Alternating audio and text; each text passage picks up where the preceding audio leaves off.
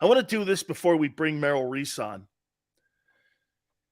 I thought Jalen took massive steps forward, even more so in that tight game against the Colts. He had to put that game on his back, and he did it. And I said it yesterday.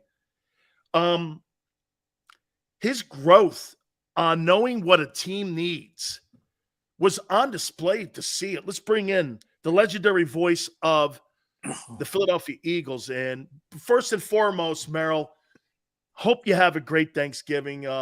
Being 9-1 probably makes the food this week taste a little bit better.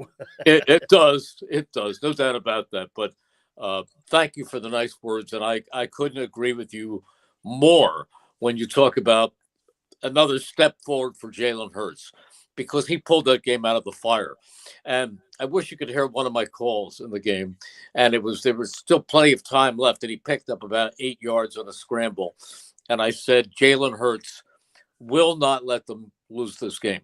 I mean, sometimes things just come out of your mouth, and they come from your just an instinct, just a feeling. And I didn't have any question in my mind that he was not going to let this team lose that game.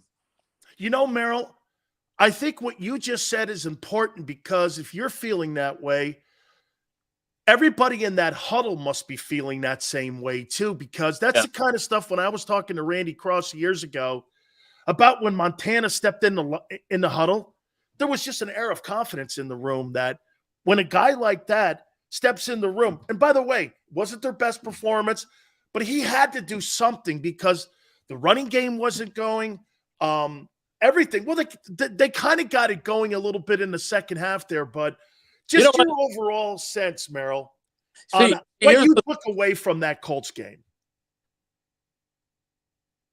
Look at the box score, they didn't get it going early. But if you watch, here's the difference. They actually did. Lose you? No. Okay.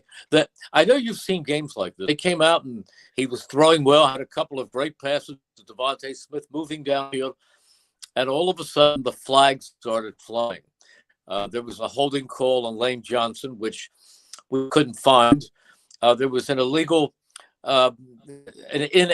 person downfield on Jason Kelce, which also was a case of him being thrown downfield, not going downfield. And there were, you call them ricky-ticky penalties that are away from the action, a little here, a little there, that had nothing to do with any play. Didn't have any effect on any play. It was far away from where the game was picked up. And at one time he had 3rd and 35. I called it 3rd and Terre Haute. I mean, that's where they were. And so it wasn't so much. And then after that, they got bogged down a little bit. It wasn't a great first half, but it wasn't as bad as the total of 3 points shows. You know, Merrill, I'll say this to you. The loss of Dallas Goedert, not only the offensive production when it came to the numbers, but tell me if you agree with this. I thought in the run game, how many times did you see the tight end get holding penalties because they were trying to set the edge? And I know the new guys, when you go into a fire like that, you're being asked. I think that game accentuated exactly the importance of Dallas Goedert and his versatility. You said it numerous times here. He may not be the best tight end, but he may be the most complete tight end, because I thought that was a factor in some of those penalties, him not being in there and them holding penalties. I think 4 of the 7 were on the edges. Like you said, Lane got one and the rest of them got the tight ends. He's elite. He is elite. He belongs right. I have asked coaches. He belongs right up there with George Kittle and Travis Kelce, and I think Mark Andrews is playing really, really well. I honestly believe he belongs in that same conversation as one of the best tight ends in the National Football League. He's a terrific receiver. He's a tremendous blocker, and he's just, when he gets the ball in his hands, he is tough to bring down. I mean, he runs like a fullback. He's tough. Merrill, do you have any insight onto Miles Sanders? Is he injured or something? No. I mean, no. I mean, to see Kenneth Gainwell in 3rd down in some of those situations. I mean, this guy's on pace for 1,400 yards. I mean, the offense had been bogged down a little bit. And all of a sudden, there you are, your best running back. Well, depending on how you see Jalen, your best running back is sitting on the bench. I mean, how come I don't want to say he's being taken out of the offense, but situationally, he's not being part of the game plan a little bit. Well, he's part of the game plan, but he's not.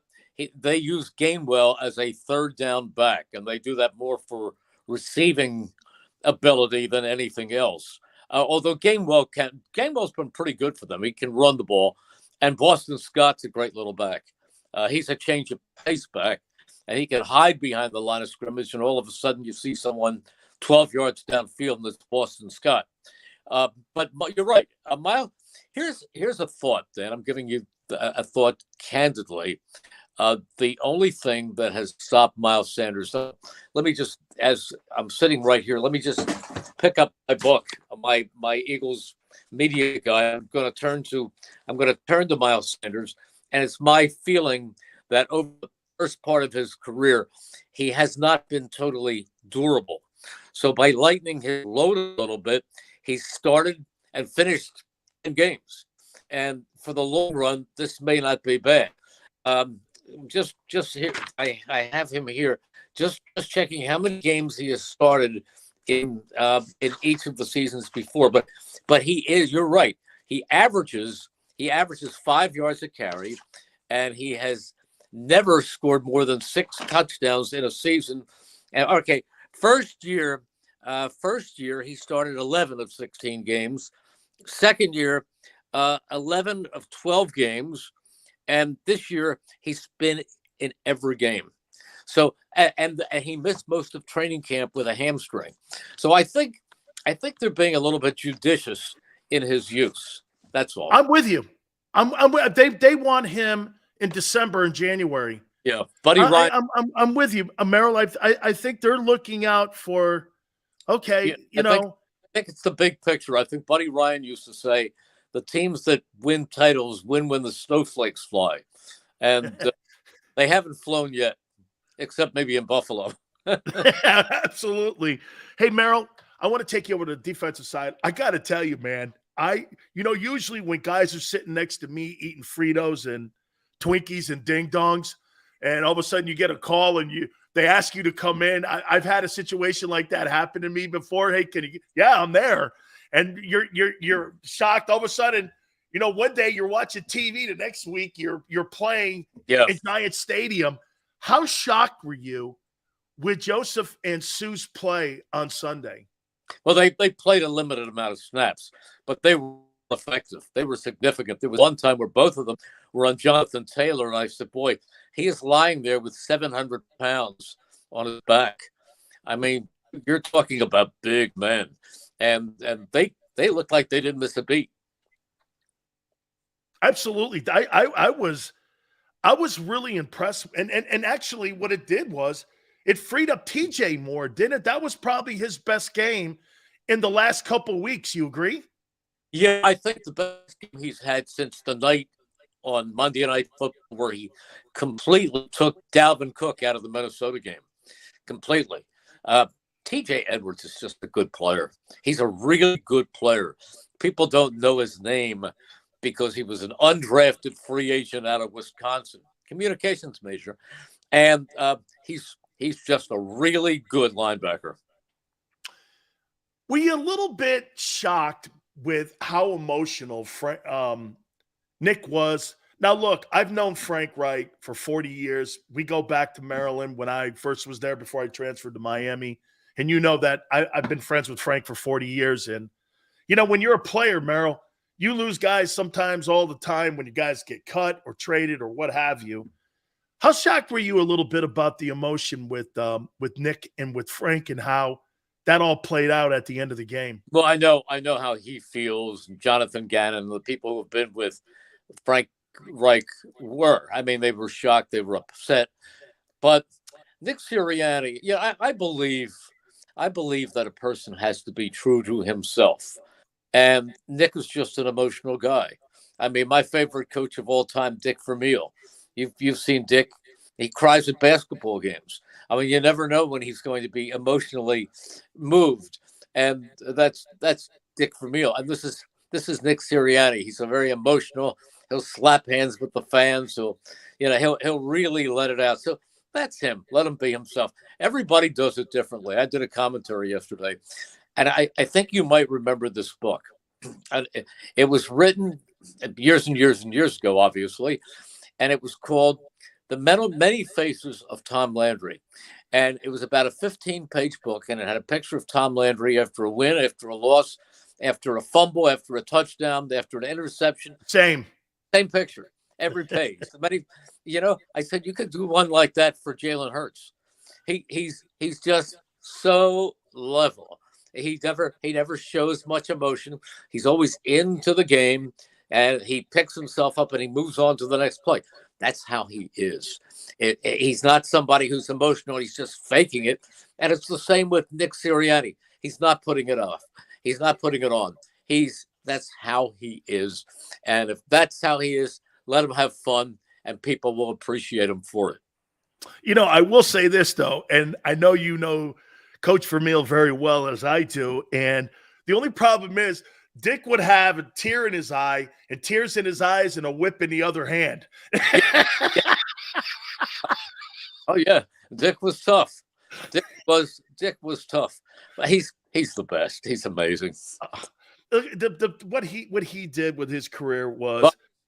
My line was that if you look in the dictionary, go to the C's and get the word charisma, there's a picture of Dick Vermeil.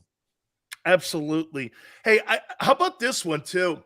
I gotta tell you, man. When I saw Howie Roseman out front of the locker room to remind all the media in Philly, hey, look what I did by bringing Joseph and Sue in.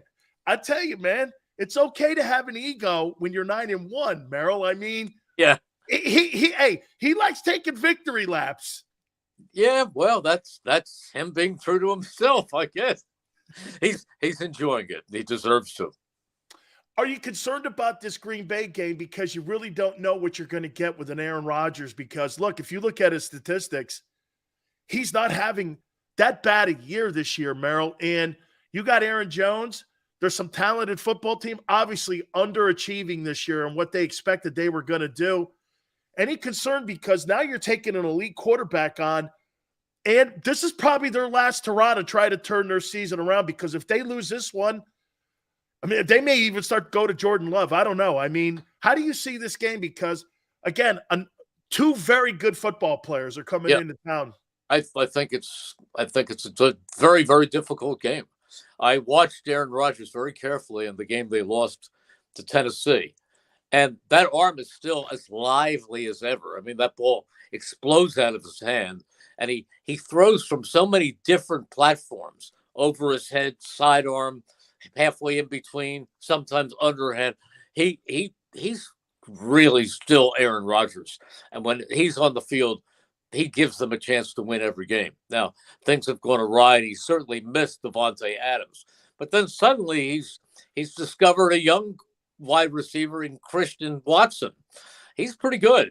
And he still has Randall Cobb, and he still has Alan Lazard. So they have a great running back in Aaron Jones. And so they're good. They're I don't care if their record says 4-7. They can beat. They're a good case for any given Sunday or Monday or Saturday or Sunday. But that team can beat anybody on a specific day. And you put him on national television, Sunday Night Football, and the pride that he has to have as a great athlete. I think we lost Merrill there a little bit there. All right. I think we lost Merrill there. I wanted to get his final take there on that there too. So, because I was going to ask him one thing. You know what that was? I was going to ask him something about Jonathan Gannon. And I heard something on Sports Take today, and it made me think, have people in Philly just been too conditioned over the decades with a certain style of defense? You know, the NFL is going through an evolution right now when it comes to these new analytical D coordinators and offensive coordinators and head coaches. And let's see if we can, let's bring Merrill back in here. Here I am. And Merrill, I wanted to ask you two last questions here, especially this one here. Merrill, on Jonathan Gannon, as you may not know, but me and Seth Joyner, we're not fans of that style of play. But I want to ask you this. You think people over the decades in Philadelphia have been so prepped and so like with the Bud Carsons, the Buddy Ryans, the Jim Johnsons, that this is a new analytical way of playing defense, and the new D coordinators and offensive coordinators, it's just a different NFL compared to what it was back in the day. It's a lot more difficult to play defense today. You don't want to give up the plus 25 plays. Could it just be that you've been so conditioned over the generations? You may not have seen the Buddy Ryan teams, but surely the Jim Johnson teams. I mean, do you think there's something to that? Well, I saw them all. I saw the Buddy Ryan teams. And I've been around some great defensive coordinators going back to Marion Campbell. Wow. So Marion Campbell, and you have Jim Johnson, and then a guy by the name of Jeff Fisher was pretty darn good. Yep. And Bud Carson belongs in the Hall of Fame. There's no doubt in my mind. But Jim, let me say this about JG, Jonathan Gannon. You're going to see him next year on the sideline as a head coach. He's really good. He's really, really good, and he's really, really bright. Now, I love Seth. Seth is a good friend, and but Seth is very, very aggressive in his defensive beliefs. And maybe it is a little bit of analytics that is guiding a lot of the younger coaches today. But Jonathan Gannon is 39. He's been a coach. He's been around for 15 years. But there's only one thing that really counts. Jim Johnson once told me that if you can hold a team, an opponent to, 17, 18 points, you should win 90% of your games. This team is barely giving up 18 points a game, this defense. That is what it's all about. You can blitz, you can drop back, you can play Tampa 2, whatever you want to do. But if the bottom line is how many points did you give up? And this team has been holding opponents to under 20 points a game as an average. That's what counts, and that tells me this is a good defense. Finally, Merrill, I'm not going to ask you who's better or which staff is better, but can you make some comparisons, or maybe you still think that this staff has some growing to do because it is new in many of the positions, in the coordinator positions, compared to that 17 group where you had Frank, you had Doug Peterson, you had guys like Jim Schwartz. Some of these guys were former NFL coaches or soon to be NFL coaches. And you see a little bit of that potential dynamic here. You see, is the coaching staff, because they're going through uncharted waters too, Merrill. I mean, they've not been on a Super Bowl run before. They've gone through playoffs now. When he was with Frank a couple of years ago, when they went with Phillip Rivers and they were with the Colts. Just give me your thoughts on this coaching staff compared to that 2017 coaching staff. Do you see any comparisons? I think Doug was both liked and respected, which is important. You can't just be everybody's friend, and you can't just crack the whip. Doug was that great balance of liked and respected, and so is Nick. The players like him a lot, and they certainly respect him. He can crack the whip. And if you're comparing, well, I mean, you're talking about Jim Schwartz, who's been a head coach, who's been around for a long time, and you're talking about a young first-time defensive coordinator in Jonathan Gannon. But believe me, he's really good. This is a good coaching staff. It's tough to compare. Look, I'm a better broadcaster than I was 10 years ago or 15 years ago. I see things when I'm calling a game that I might not have seen then. Your instincts have been honed. And you mature and you grow, and certain things become easier for you, not tougher. And I honestly believe that this is a staff that is growing with every game. But they're an excellent staff, and so was Doug's. Merrill, I do watch your highlight reel that the Eagles put together, and trust me when I tell you, there's been some really great NFL broadcasters. My friend. That you used to do the Giants back in the day. I can't remember his name. Oh my God, my uncle used to. The guy from Syracuse. Oh God, when I was a young boy growing up, But anyway, Marty Glickman. Yeah, Marty Glickman. When I was a young kid, I used to go into the booth, and Marty Glickman was in there, and I'll never forget. My heart was broken because he went to the Jets because of my uncle. And I'm like, "You're going to the Jets?" But when I used to listen to him doing those shows, I mean, Merrill, you're the only guy I've ever said that about. I go, this guy's like Marty Glickman, man. I mean, and people probably don't even know who Marty Glickman is, and I'm going, man, he was such a great play-by-play guy. I mean, Well, it still looks like a lot of fun for you. There's nothing I'd rather do. Yeah, I've made no secret about my passion for the game of golf. I love it. But if you gave me a chance of playing the Masters or doing an Eagles game, not that I'd be playing the Masters, but I'd rather broadcast NFL football than anything else in the world. It's what I live for. Even it's golf may be 1A, but this is 1. There's nothing I love to do more than broadcast NFL football. I love it. Absolutely love it. And I thank you for the nice words.